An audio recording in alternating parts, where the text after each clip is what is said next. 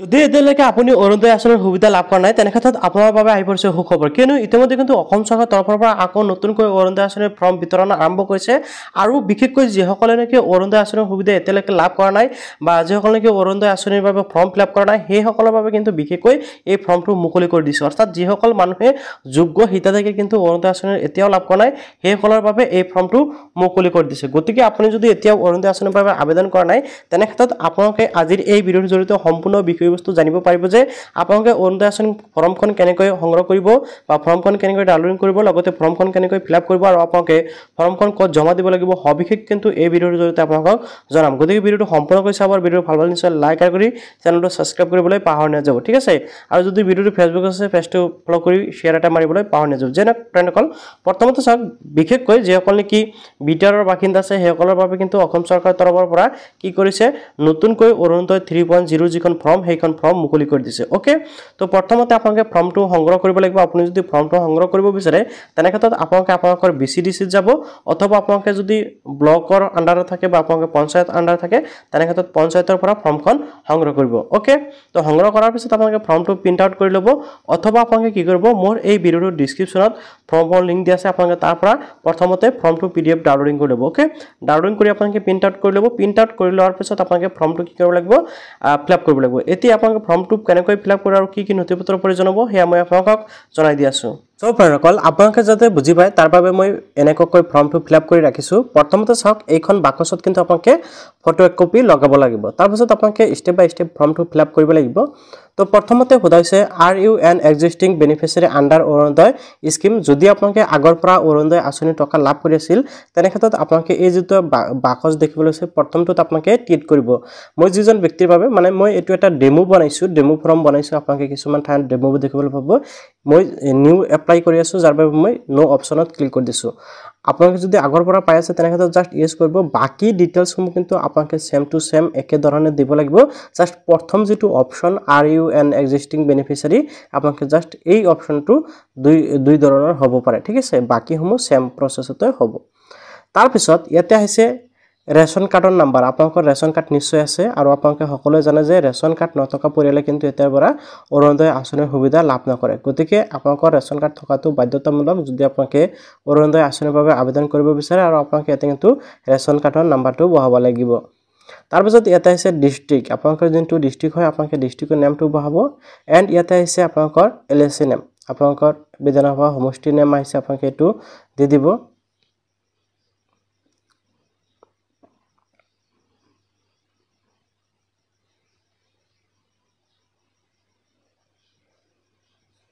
ইয়াতে আপোনালোকৰ লোকসভা সমষ্টিৰ নাম আহিছে, আপোনালোকে এইটো দিব লাগিব।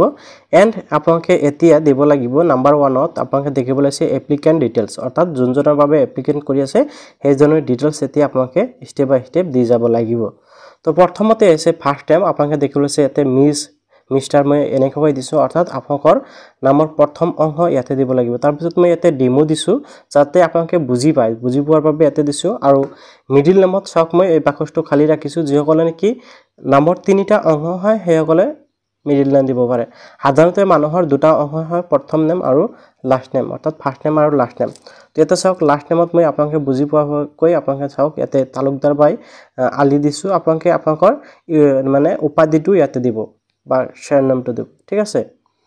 তাৰপিছত ইয়াতে আহিছে চাওক CO or WO or DO, অৰ্থাৎ কেয়াৰ অফ। তাৰপিছত আছে ৱাইফ। এতিয়া আপোনালোকে চাওক মই ইয়াতে লিখিছোঁ হাজবেণ্ড অব্লিক ইয়াতে ফাদাৰ্ছ, অৰ্থাৎ ইয়াতে যিসকল নেকি বিবাহিত মহিলা আছে, যদি বিবাহিত মহিলা আছিল তেনে ক্ষেত্ৰত সেইসকলে কিন্তু ইয়াতে হাজবেণ্ডৰ নাম দিব লাগিব। আৰু যিসকল নেকি অবিবাহিত মহিলা আছে সেইসকলৰ ক্ষেত্ৰত ইয়াতে ফাদাৰ্ছ নেম অৰ্থাৎ দেউতাকৰ নামটো দিব লাগিব। এতিয়া আহি গ'ল জেণ্ডাৰ।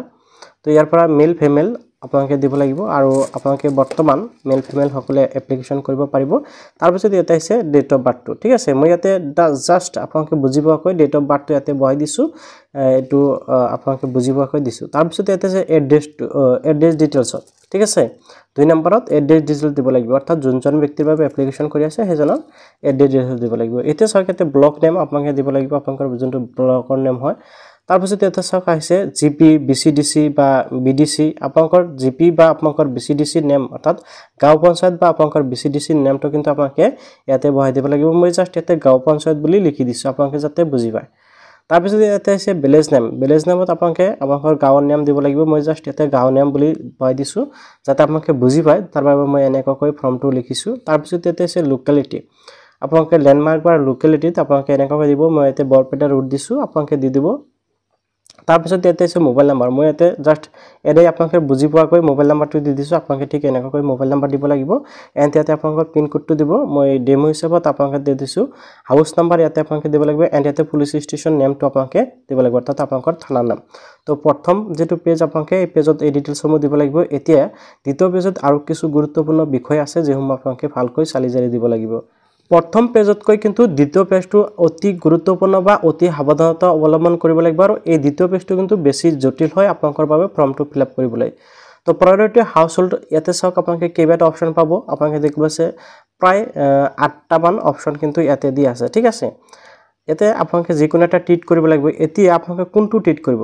এই কথাখিনি আপোনালোকে ভালকৈ বুজি ল'ব লাগিব ঠিক আছে এটা চাওক উইন্ডো S40+ 45+ তাৰপিছত দিব্যাংগজন দিবস মহিলা ওমেন AAY বেনিফিচিয়াৰী এনেকৈ কিন্তু কেইবাটা অপচন আছে household income less than 2 lakh annual তো এনেকৈ কিন্তু কেইবাটা অপচন ইয়াতে আছে তো ইয়াৰ পৰা আপোনালোকে বিচাৰি ওলাব লাগিব যে আপোনালোকে কোনটো পৰিয়ালৰ পৰা বিলং কৰে বা আপুনি যে অৰুণোদয় আঁচনিৰ বাবে এপ্লাই কৰি আছে আপুনি কোনটো বিভাগৰ পৰা বা কোনটোত আপোনালোকে সিলেক্ট কৰিব লাগিব যাৰ জৰিয়তে আপোনালোকে অৰুণোদয় আঁচনিৰ বাবে যোগ্য বুলি বিবেচিত কৰা হৈছে তাৰপিছত ইয়াতে আপোনালোকৰ বেংকৰ ডিটেইলছ দিব লাগিব একাউণ্ট ডিটেইলছ সমূহ দিব লাগিব প্ৰথমতে আছে ইয়াতে বেংক একাউণ্ট নাম্বাৰ আপোনালোকে একাউণ্ট নাম্বাৰটো ধুনীয়াকৈ দিব যাতে আপোনালোকে বুজি মানে ভুল নকৰে তাৰপিছত ইয়াতে আছে বেংক নেম মই জাস্ট SBI লিখি দিছো আপোনালোকৰ যোনটো বেংক হয় আপোনালোকে এটো দিব তাৰপিছত বেংকৰ ব্ৰাঞ্চৰ নেম আপোনালোকৰ যোনটো বেংকৰ ব্ৰাঞ্চৰ নেম হয় আপোনালোকে এই ডিটেইলছসমূহ কিন্তু আপোনালোকৰ বেংকৰ যিখন কি পাছবুক আছে আপোনালোকৰ একাউণ্টৰ পাছবুক আছে সেই পাছবুকখনত কিন্তু আপোনালোকে ডিটেইলছসমূহ পাই যাব তাৰপিছত আছে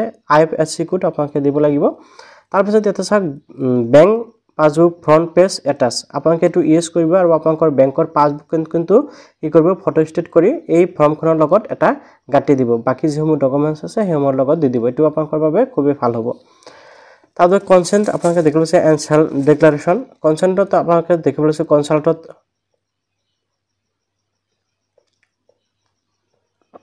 কনসেন্ট ফৰ আধাৰত আপোনালোকে দেখিবলৈ হৈছে তো ইয়াতে আপোনালোকে অলৰেডি এইখিনি লিখাই আছে আপুনি জাস্ট মাই আধাৰ নাম্বাৰটো আপোনালোকে এই বাকচত আধাৰ নাম্বাৰটো দিব লাগিব মই আপোনালোকে বুজি পোৱাকৈ জাস্ট এনে নাম্বাৰ এটা পাই দিছো তাৰ পিছত এটা চাক ভোটৰ আইডি কাৰ্ডৰ নাম্বাৰ এটা চাক কনসেন্ট আপোনালোকে ভোটৰ আইডি এণ্ড ৰেচন কাৰ্ড খুজিছে তো আপোনালোকে ইয়াতে ভোটৰ আইডিটোৰ নাম্বাৰটো দিব লাগিব অৰ্থাৎ মাই ইপিক নাম্বাৰ ইজ এই বাকচত আপোনালোকৰ ভোটৰ আইডি কাৰ্ডৰ নাম্বাৰটো দিব লাগিব তাৰ পিছত এটা সেলফ ডিক্লাৰেচন সেন আপোনালোকে এটো ইউজ কৰিব আৰু এই তলত কিন্তু আপোনালোকে ইয়াতে আপোনালোকে সাইন এটা মাৰ দিব জাস্ট মই আপোনালোকক বুজিবাকৈ এনে দি থৈছো সহি বুলি লিখি দিছো আপোনালোকে ইয়াতে আপোনালোকৰ সহিটো কৰিব লাগিব ইয়াৰ লগতে আৰু এখন ফৰ্ম আপোনালোকে গাঁঠি দিব লাগিব এখন ফৰ্ম হল অৰুণোদয় 3 ৰ ঘোষণা ফৰ্ম এতে আপোনালোকে যাতে বুজি পায় তাৰ বাবে মই এনেকৈ দিছো তো এটো চাওক শ্ৰীমতী আছে ইয়াতে যিকোনো এটা টিট লগাব লগতে এই বাকচত আপোনালোকৰ নাম দিব লাগিব আপোনালোকে এখন ফৰ্ম যে মই লিখিছো এই হিচাপত চালে আপোনালোকে বুজি পাব তাৰ পিছত এতে কন্যা পত্নী এনেকৈ আহিছে মাৰফত তো ইয়াতে স্বামীৰ নাম বা দেউতাকৰ নাম আপোনালোকে এই বাকচটোত দিব